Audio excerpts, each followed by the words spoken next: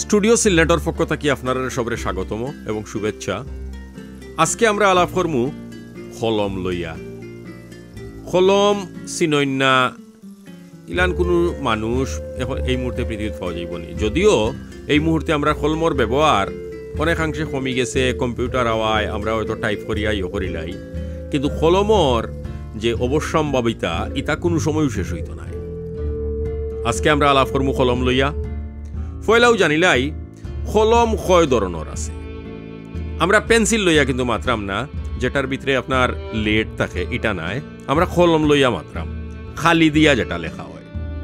কলম সপ্তাহে মিলাইয়া আছে প্রায় 22 থেকে 23 ধরনের।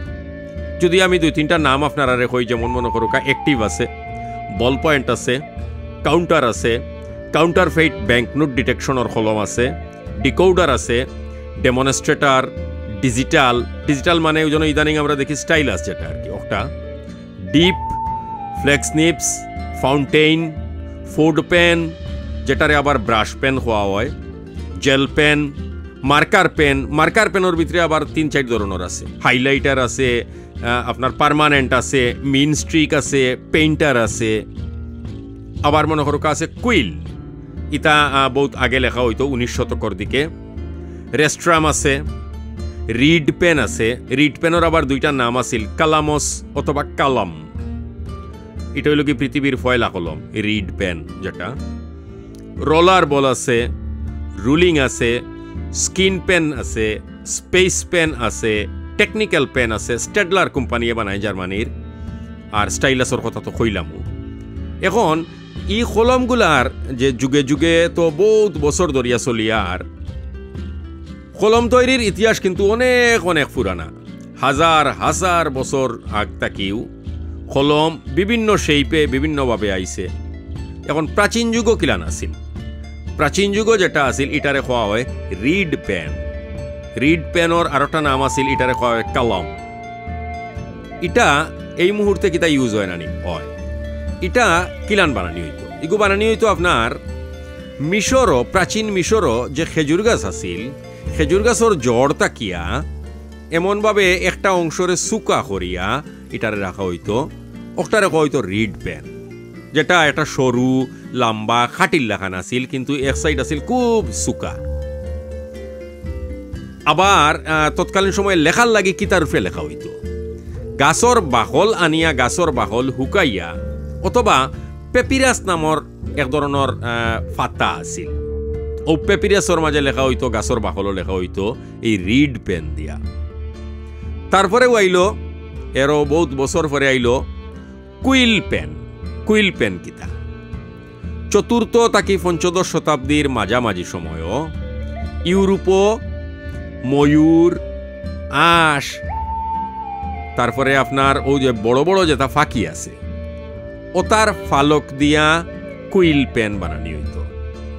ফালকর যে ডগা যেটা আছে আগা আর কি, ওগুরে খুব সুন্দর করে সূক্ষ্মভাবে খাটিয়া ওগু খালির মাঝে জুবড়াইয়া তারপরে লেখা হইতো। এখনও কিতা ইউজ হয় নানি, এখনও ইউজ হয় কিন্তু আপনার কুইল পেন।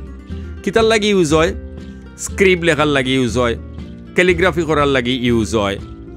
আবার তৎকালীন সময় একটা ব্যাপার আছিল যে তারা যখন ময়ূর বা আশর ফালক তাকি লইতো, তারা বাম সাইডর যে ফাঁকনা আছিল ওগু তাকি লইতো। হয়তো এগুলো কোনো কারণ আছে, আমরা ভবিষ্যতে এগু তুকাইয়াও আপনারা সামনে লইয়া আইন।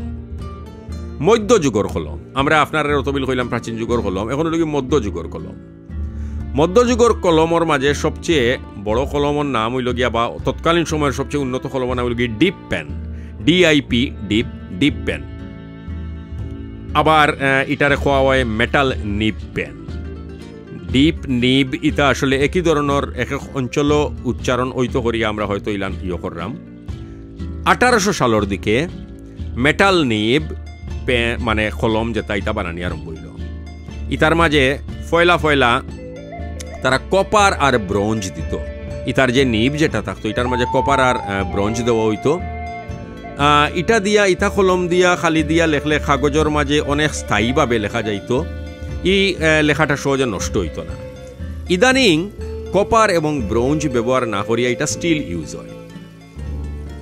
আধুনিক যুগের কলম মানে মনে করুক আপনার যে 1800 শতকর শেষ ভাগো আইয়া আনলে কিলান কলমগুলা বানানি হইল লুইস ওয়াটারম্যান তাই 1884 সালও একটা ফাউন্টেন পেন আবিষ্কার করেন যেগুর মাঝে খালির রিজার্ভার আছিল এবং এটা স্বয়ংক্রিয়ভাবে খালি উঠানামা করত যার ফলে আপনার বারবার খালির মাঝে জুবড়াইয়া নিবর মাঝে লাগানি লাগতো না এটা একটা আছিল যুগান্তকারী আবিষ্কার এরপরে আইলো আপনার বল পয়েন্ট পেন আমরা আর যে বল পয়েন্ট কলম যেটা ইউজ করি আপনার এক সময় বাংলাদেশও প্রচুর আছিল ইকোনো একটা কলম আছিল 1940 সালও এর নাম আছিল লাসলো ভিরো তাইন ই কলমটা বানাইলা পয়লা এটা অত বেশি জনপ্রিয় হইয়া উঠল কারণ খুব দ্রুত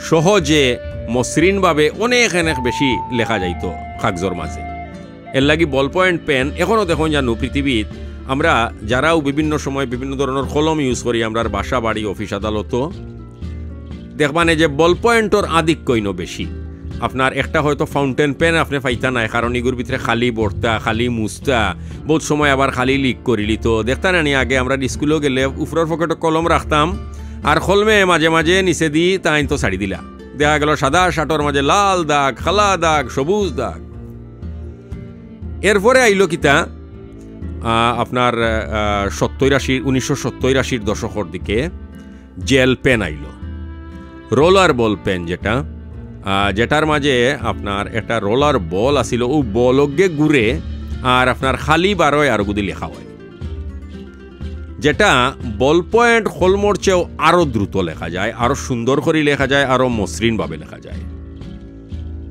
আমি আপনারারে আধুনিক যুগের কলম সম্পর্কে কইলাম এখন বর্তমানে যে যুগ চলের আমরা তো এই যুগে কই ডিজিটাল যুগ দীর্ঘদিন ধরে ডিজিটালি আমরা সপ্তাহের উপরে নির্ভরশীল হয়ে গেছি ইদানিং আপনি দেখুন জানো বহুতে তার ট্যাবর মাঝে বা মোবাইলের মাঝে বা আপনার তার ল্যাপটপের স্ক্রিনের মাঝে একটা কলম দিয়া লেখালেখি করে আঁকাআঁকি করে ইতাতাই কিন্তু কোনো খালি বার হয় না ইতারে কয় স্টাইলাস এই স্টাইলাসে আপনার কিতা করে হে আপনার ওই যে ইনো যে টাচ স্ক্রিন যেটা আছে ওগুর মাঝে এক ধরনের রেজোনেন্স দেওয়া থাকে যেটা দিয়া হে ইনোর মাঝে কিছু একটা অবয়ব আঁকিলতে পারে